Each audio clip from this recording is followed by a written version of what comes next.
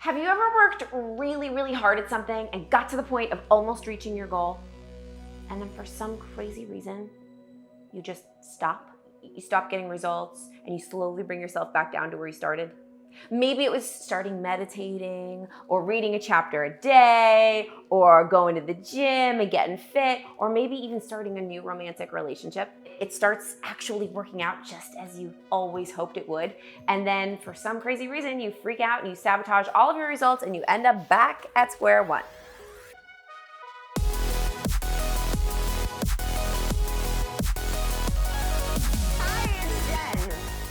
Some people call it self-sabotage. Some people call it an upper limit. I'm gonna go ahead and call it stucking yourself. Because putting your foot on the brakes when you start to gain momentum is exactly how you keep yourself stuck and you keep yourself from getting results. Comment below if you've ever subconsciously sabotaged a really good thing. I have.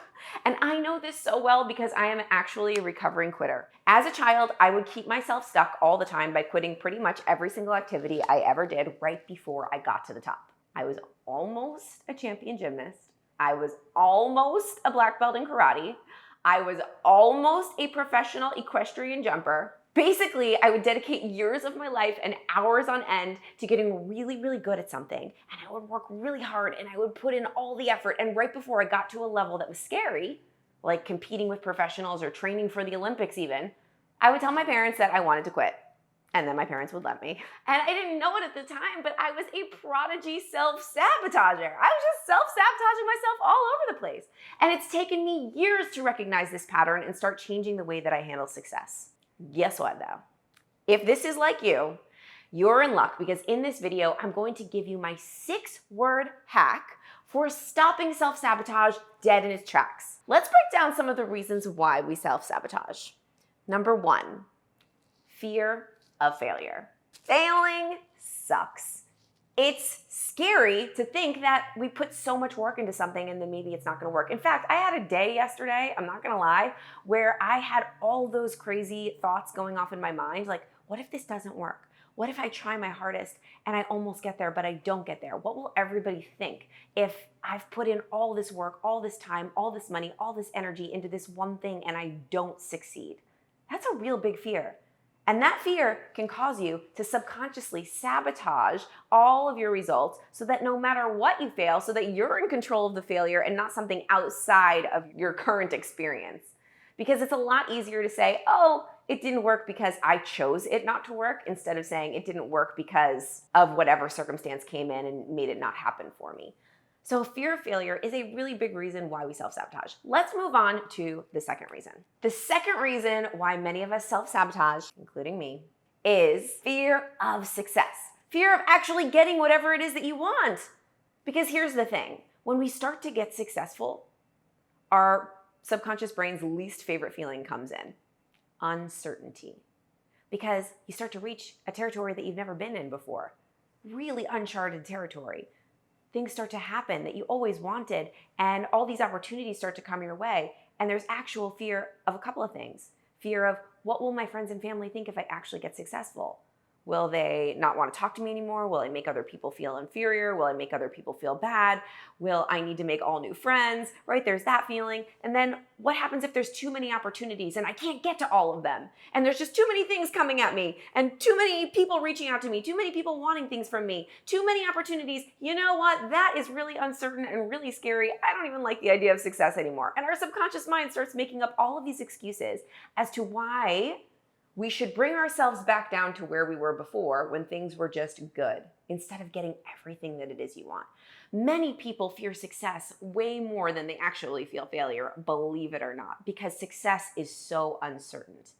Last but not least, number 3, the third reason why many of us self-sabotage is this crazy weird fear that has been created by God only knows who, of jinxing it, or the fear that it can't be that good. Fear that maybe one day the other shoe's gonna drop. Have you ever said that? Like, oh, it's too good. There's too many good things happen to me right now. There has to be something bad. Something bad has to happen because it's just been too good. And you know what? That scares me. I think I might just make a bad thing happen on my own so that I don't have to risk something happening to me to jinx this whole situation. Have you ever said that? I don't wanna jinx it.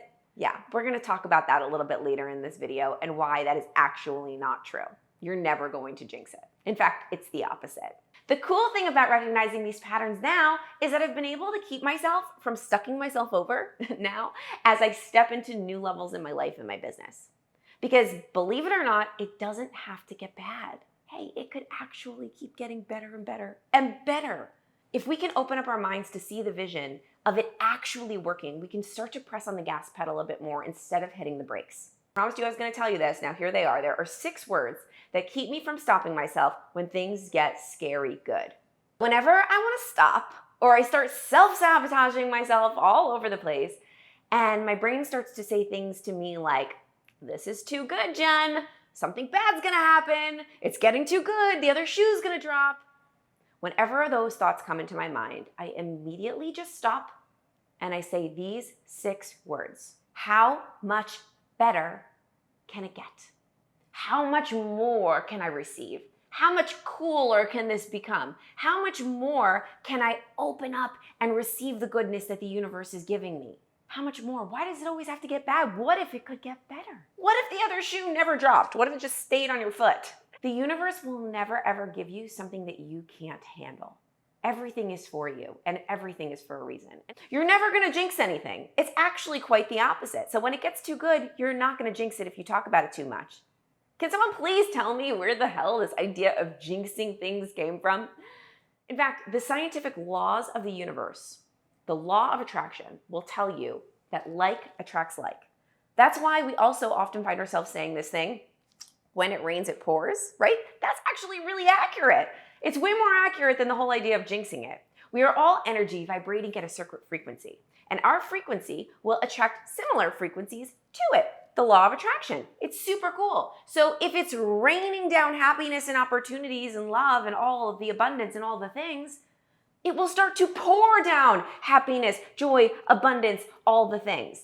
And if you're noticing all the bad around you and it's raining bad or it's snowing bad all over you and you say, oh my God, when it rains, it pours, then bad things are going to start to happen.